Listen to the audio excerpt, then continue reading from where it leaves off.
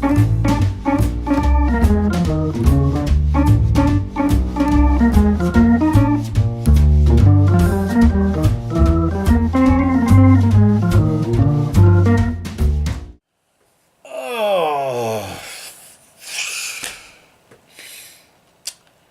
All right.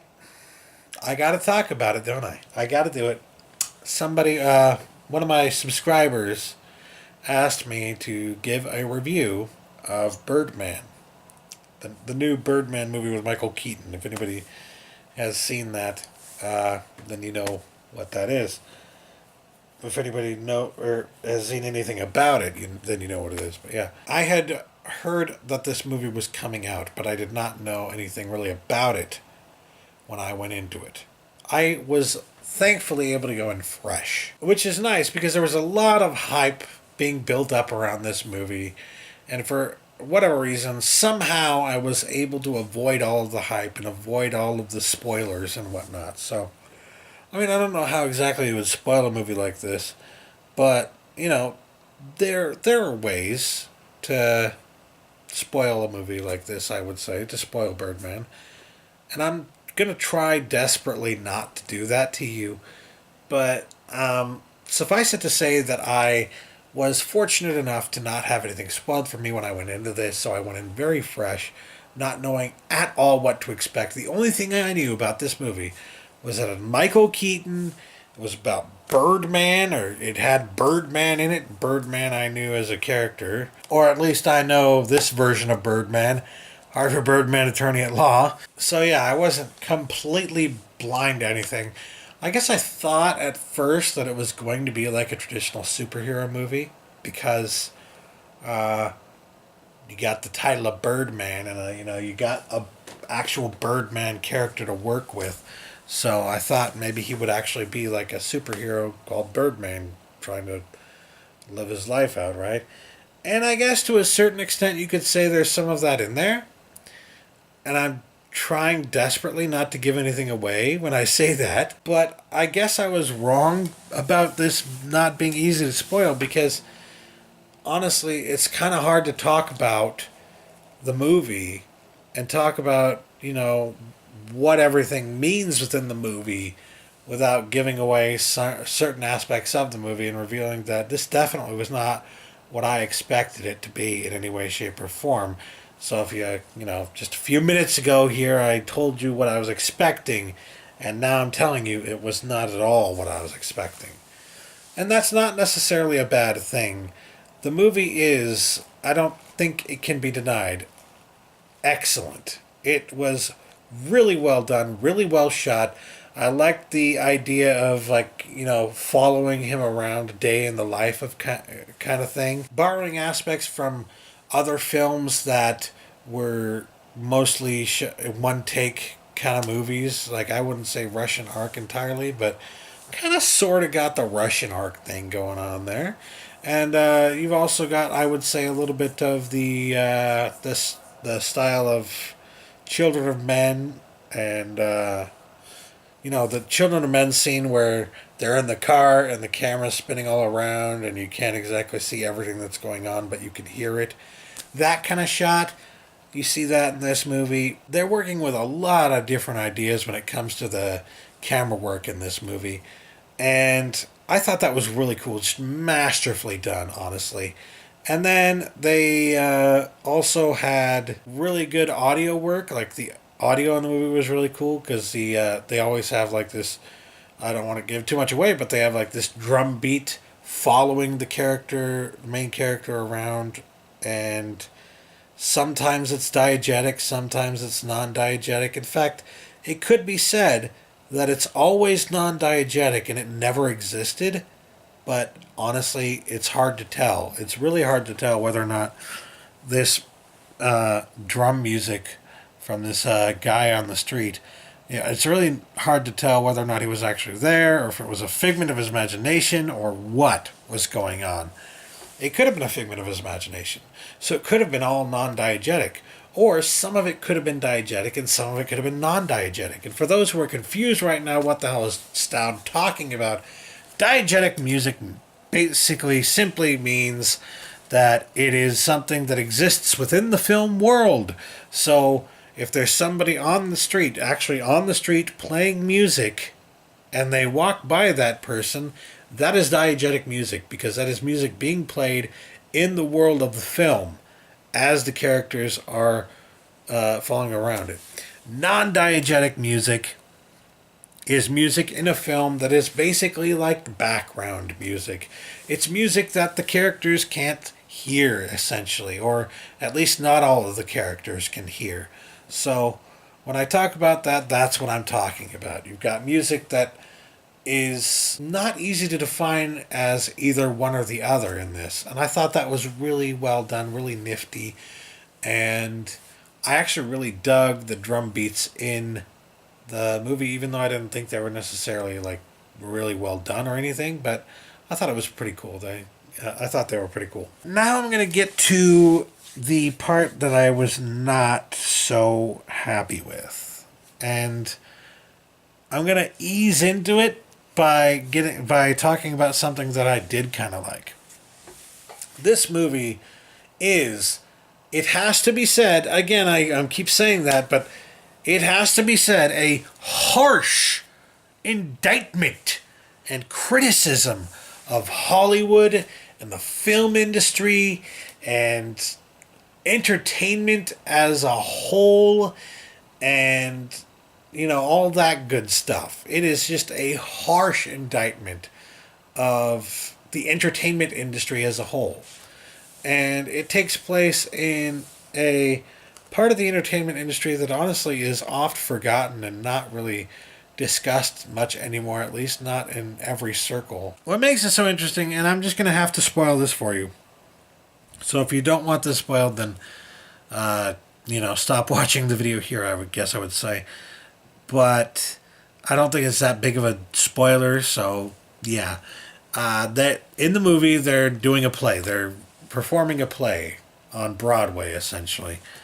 And when you think about what a play is, a Broadway play, I mean, it's a big deal in New York, and it's a big deal in certain social circles, but it's not really a big deal to most people in the world.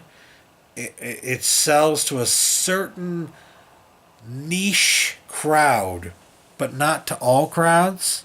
So when you consider that the movie is harshly indicting all these other aspects of the entertainment industry as well as that aspect, it's just like they're making all of these criticisms of the entertainment industry that aren't normally seen as something that fits for that particular segment of the entertainment industry. And it's not exactly a part of the entertainment industry that most people follow. And that's interesting and kind of confusing, I guess. I don't know. I wouldn't say confusing. I guess confusing is the wrong word. It's just, it doesn't seem necessarily to fit, perhaps. Not that it has to, but it doesn't necessarily seem to fit with the message that the movie is trying to portray overall. Because the message that the movie is trying to portray is almost like also a harsh indictment and criticism of the democratization of art as a whole. Because on top of seeing the criticisms of the entertainment industry at large, you also see criticisms of critics, journalists, you see criticisms of millennials, you see criticisms of the modern era, the postmodern era that we live in, and things like YouTube and social media and whatnot. You see all these harsh criticisms of anything that's new. And it's not necessarily just something that is a part of the character. You can tell by the way that this is written and the way that this movie is, directed, that they are intentionally making these really harsh jabs at these particular aspects of the world and society that we live in today. And it's really odd because here we are in this very niche segment of the art world, right? We're performing a play. The person is performing a play. And plays are not necessarily a democratized art. They are not an art that everybody can enjoy or everybody would enjoy or, anything like that. In fact, a lot of hipsters and I don't know, I guess I wouldn't say just hipsters, but a lot of pretentious artsy, snobby people feel that this is like one of the last bastions for true art. And so they hate the idea that true art could be democratized in that way. And that's what I see when I watch this movie.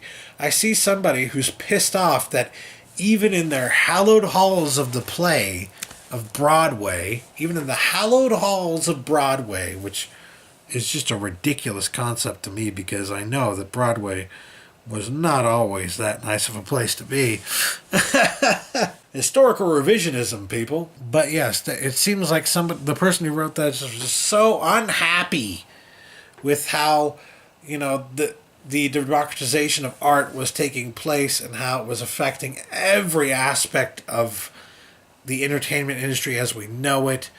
Like, they were really unhappy with that, and they were calling it out and saying, this is bullshit, this shouldn't exist, and, it was just, wow, they were really unhappy with that. So, as much as it was really cool to see that level of detail and that many different things being criticized in such a well-written, well-performed, well-directed manner, I mean, it can't be denied. I mean, it was an excellently directed film. It was an excellent movie overall. And as excellent as it was, I still kind of hated it. And I know, there's somebody out there who's going to say, Stoud, you're just a fucking idiot. You just don't get it. You're wrong. And I'm going to unsubscribe from you because you are saying all these negative things about Birdman and you're just fucking wrong because Birdman is the greatest movie ever. And to that person, I really am sorry that if I've disappointed you in any way, shape, or form. But that's just how I feel, man. How I feel about it is that I hated it. I really did not like the direction that they took this movie. That being said, I have to give it credit. I have to give it full credit because that movie was very good. I mean, that is a solid 8 out of 10. Birdman was a really good movie. There were hilarious moments, coupled with excellent cinematography, coupled with an interesting sound design. I mean, it was a really well-produced film. I can't stress that enough. I can't stress enough how much credit I give to this film. But no matter how good it was, and it was good, no matter how good it was, I still was left in the bewildering position of not actually liking this movie. So, I mean, it happens sometimes. It's rare, but it happens sometimes when you see a movie that you really like, but you hate it at the same time. It's not necessarily like a love it and hate it kind of thing. It's more just I totally respect the amount of work that went into this film. I totally respect how well done it was, how well crafted it was. And I absolutely hate what the writers and the people working on this film were trying to say with the film. I just fucking despised it. The actual message in the film, to me, is something I don't agree with in the least. Because, well, here I am on YouTube. YouTube is like the perfect demonstration of the democratization of arts. And in fact, you see YouTube, or at least a variant of YouTube, make its way into Birdman at a few points. So, they're also criticizing YouTube to a certain degree because YouTube represents, in a lot of ways, the democratization of art. Because here I am, a random guy, a random nobody, essentially, and I can make a YouTube video that I could possibly make a YouTube video that is just as popular as anybody else. In fact, they kind of talk about that in the movie, but the way they talk about it is as if that shouldn't be possible. They talk about it as if the people who make videos that get popular on YouTube are not at all in any way talented. They should be given no respect whatsoever. The democratization of the arts is ruining art entirely, and I entirely disagree with that. I think that the democratization of art is making art better because it makes it more accessible to more people, and that is ultimately the dream of postmodernism, the dream of the postmodern world that so many of these people who now hate the democratization of art grew up praising. That's the irony that I see here, because they grew up in the 60s and 70s and 80s, and in the 60s and 70s and 80s, those are some of the most postmodern times there were. And they were all down with that kind of stuff then, but now that they've grown up, they don't want to see it anymore. I don't even know what their issue is with it, honestly, because like their dreams have come true. But what is it, because you can't be a part of it that you don't like it or something? I don't even know. All I know is that it was really disheartening to see that level of harsh criticism placed on on postmodernism, on the postmodern entertainment industry that we see today, and on the democratization of the arts. And because of that, I did not like Birdman. I'm sorry, I just didn't. It was a good movie. I just didn't like it. And honestly, I may pick it up at some point. I may buy it, if only to watch it a few more times and try and get more out of it, because there's clearly a lot at work here. And it almost to a certain degree felt like an American version of a French New Wave movie, or what the Americans would do in place of French New Wave. This movie was just really fucking pretentious. Like, constantly talking down to the viewer, constantly talking down to everyone. It was just, you're never good enough. You're never good enough. You're never good enough. Fuck you. It really pissed me off, honestly, watching that movie. I was not a huge fan. I'm sorry, I was not. I really liked what they did with the movie in terms of, the technical creation of it. But everything else, particularly the way it was written, just, no. You're wrong! You are wrong! We're so wrong about the democratization of arts, and you need to take a step back and realize that there is room for everyone to be artistic. Stop trying to shit on people's dreams just because they come at something a little bit differently than you do, and just because they try to break into entertainment and into the arts in a way that isn't controlled in some way, shape, or form. It's so stupid. Come on. Give them a chance. Just give them a chance.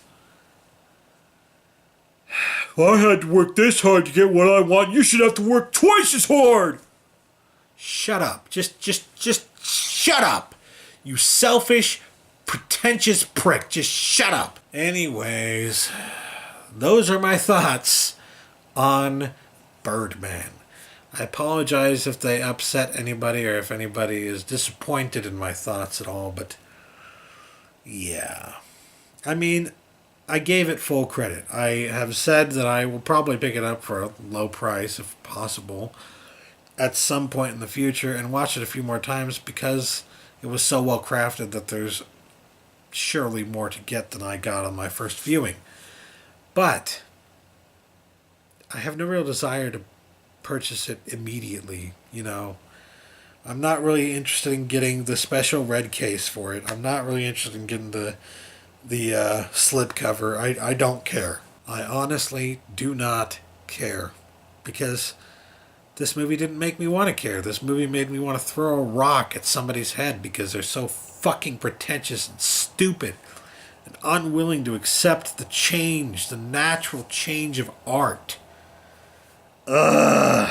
But then that could have been like the point of the movie. That could have been what they were trying to get at, for all I know. Is like that there are all these people who are acting like this about the democratization of art, and they shouldn't act that way. But I don't know.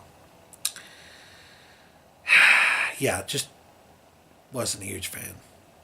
Alright, I've gone on enough about this movie. It's been quite a while, and I'm about to run out of videotape here, or, well, not actual tape, but I'm running out of time on my SD card. Take that, you fucking old hippies who don't want anybody to be happy about anything anymore because you're old. So, yeah, I'm running out of time, so I'm just gonna stop talking about Birdman. Anyway, thanks for watching. I hope you don't unsubscribe. Catch you later. Peace.